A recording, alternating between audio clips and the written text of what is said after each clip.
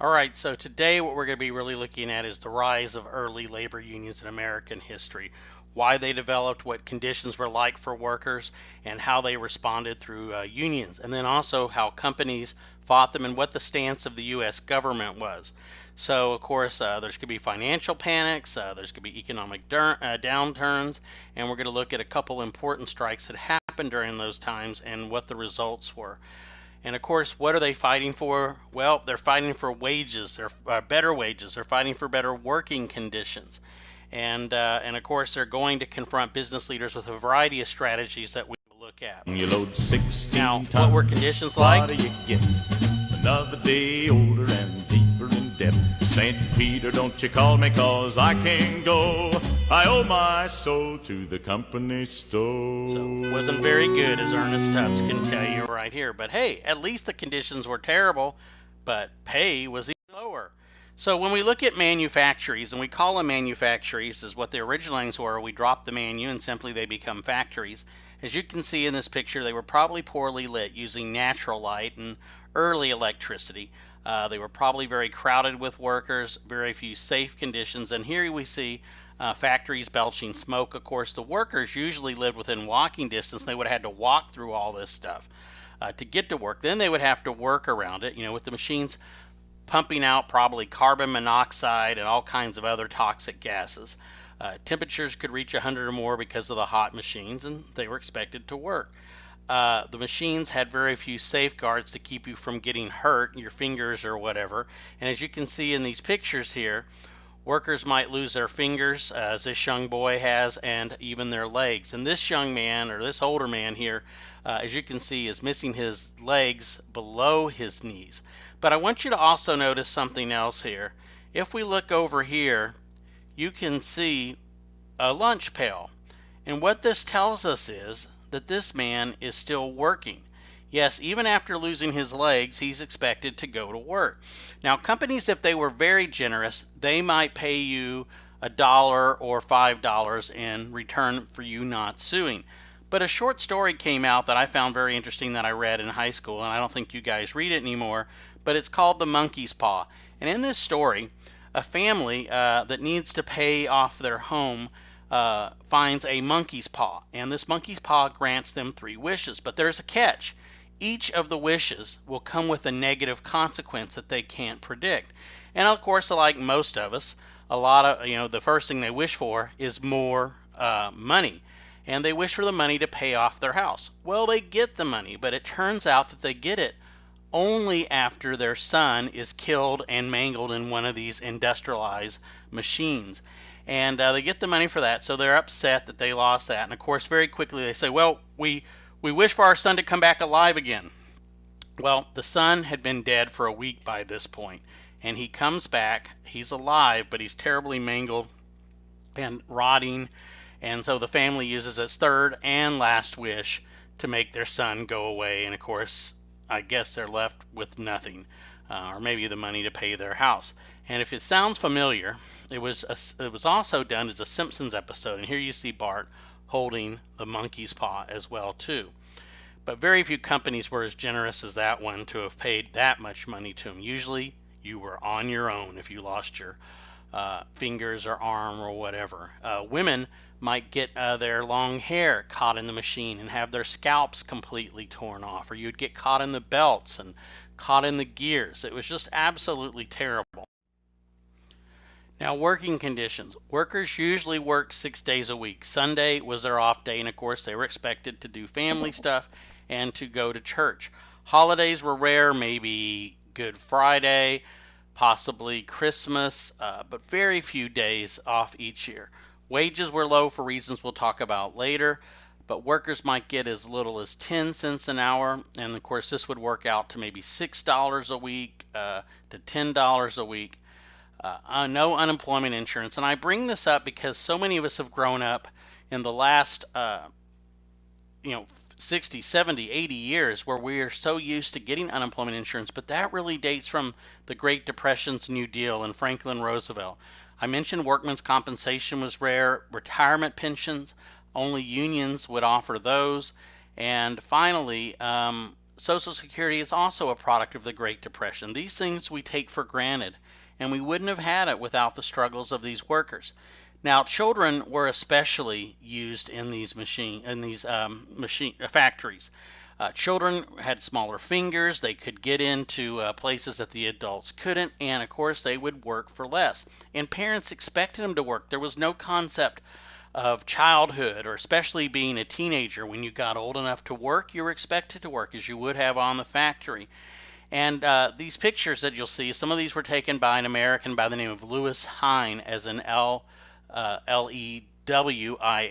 and then Hine, Lewis Hine, who would talk companies into letting him go in there to photograph their machines by saying he wanted to show the grandeur of these machines, and then he would get children in the pictures, he said, to show the scale. And then of course many of these pictures were used to fight to end child labor.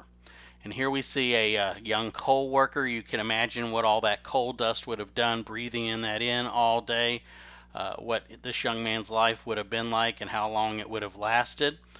And then, of course, orphan children often were used. Orphans were sometimes expected to work for their upkeep, and we see this young man down here, and what his job is to shell oysters, it looks like. And so this is what it was like. Now, here we see a cartoon of the era, okay? And we see the workers are children, and of course, what is driving them is greed. Greed is what is propelling these people to work like that. Now, so what is a union? A lot of people may not know exactly what they are. Well, the actual definition is it's organized association of workers that are formed to protect their rights, further their rights, their interests. And as you can see in these pictures here, the idea is that you have much more power as one big group of people than you do as a single individual. For example, if I complained about my job and if I went to my principal and demanded more pay or better conditions, I might be told to just go out the door. But of course, if all teachers, in a school, or hundreds of teachers would agree to do that, you put a lot of pressure. And so that was the idea of a union, that in union there is strength. Now we're going to look at 3 early unions. We're going to look at the Knights of Labor, our first real labor union, and you have a chart that you will need to complete as you do this. And then also we're going to look at the American Federation of Labor, still with us today, although it's merged with another organization called the CIO. And then finally another organization still with us today, the very radical Industrial Workers of the World. Now, what caused this labor force to grow? Well, first of all, as you can see here in these pictures, new machines like the harvester appeared, and these harvesters would replace many agricultural workers. So these people lost their jobs on the farm, and then they moved into the cities. They became factory workers. They had to make a living. And then, of course, at the same time, we had, as you can see in the second picture, the new immigration, people coming from Southern and Eastern Europe. These people tended to be lesser skilled than previous immigrants. They also tended to be less educated. And these unskilled jobs were perfect for them and what they needed. So what's the results of all these internal migrants as well as external migrants? Well, we have a much larger workforce ever available. And of course, it's much more diverse with people from all over. And however, though, this large supply, and initially at least it was an oversupply of workers, mean that the owners are in the driver's seat. They really have the power. And so what's going to happen is wages are going to be kept low. Now, if we look at this graph right here, you can see that this is a very common graph that you guys will learn a lot more about in economics. But what happens here is we see wages. And wages are going up in this way if you head up. And if you go here, the quantity of labor heads out this way. So this is the general supply of labor before all of the migrations. But when the extra migrants come, now suddenly there's a lot greater quantity. And of course, the higher wages are, the more people are willing to work for it. I mean, it's common sense. You guys don't want to work for nothing, so there's very few people working down here. How, on the other hand, if wages go up, more and more people are going to work. So the result is, at E1, we see wages as they would have been before migration. But then, with all of the migration, we're going to see that the wages are going to drop because the supply has increased or shifted out. Now, this is temporary because, of course, the more workers there are, the more consumers there are, there's going to be a greater demand, and ultimately the demand curve here will shift out, and gradually that will help raise some of the wages as well too. But for a while at least, the owners were in the driver's seat. Now, because of all of these workers coming in, workers had a hard time organizing, because as soon as they would try to organize or walk out, the company would bring in replacement workers, strike busters, who are derisively called scabs. And these workers were willing to work at lower wages.